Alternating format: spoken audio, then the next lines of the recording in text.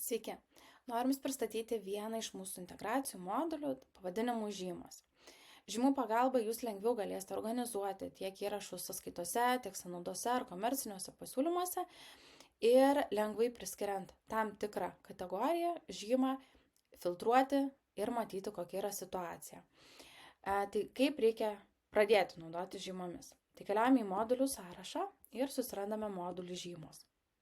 Šiame žingsnėje įdėkite modulį bei susikurkite jūsų veiklai tinkamas žymas, jas bet kada galėsite koreguoti. Įspauskite pridėti žymą, įveskite pavadinimą, jeigu reikalinga aprašymą, ypatingai, kad jeigu dirbate ne vienas, kad kolegos žinotų kontekstą, kada šita žyma yra naudojama. Pasirinkite spalvą bei pasirinkite veiklas, dokumentų sritis, kuriuose bus ir naudojamos šios žymos. Tai ar visa apskaita, ar tik tai sąskaitom, ar sąnaudom, ar komerciniam pasiūlymam. Atlikus nustatymus išsaugokite ir matysite žymas jau jūsų modulyje ir jas bet kada galėsite valdyti tiek išskleidus žymą, tiek per pieštuko ikoną atliksite tą patį veiksmą. Kaip dabar priskirti tas žymas sąskaitom, komerciniam pasiūlymam ar sąnaudom? Tai keliaujame į kūrimo langą ir viršuje matysite skiltį žymos. Šiame žingsnėje matysite galimas žymas tik tai tas, kurios buvo priskirtos kaip visai apskaitai arba sąskaitoms. Jeigu matot kūrimo metu, kad jums vis tik trūksta kažkurios žymos, bet kada galite pridėti ir susikurti papildomai naują žymą.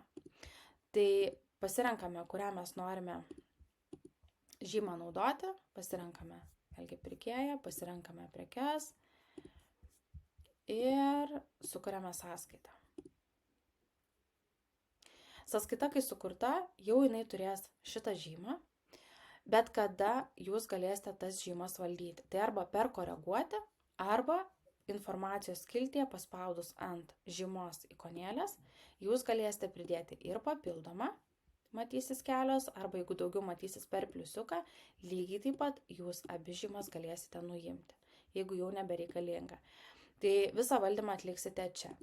Taip pat jūs galite pasinaudodami žymomis ir filtruoti. Jeigu norite išsifiltruoti tik tai tam tikros žymos sąskaitas, galite filtruoti tik tai pagal žymas.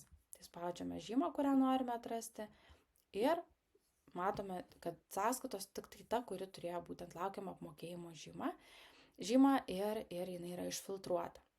Tai tikimės, kad šis funkcionalumas tikrai padės lengviau organizuoti dokumentus, atkreipti dėmesį į tam tikrus įrašus, kuriuos jums reikia dar įvykdyti ar atlikti, tam tikrus veiksmus padaryti. Ir linkime gero naudojimo ir iki.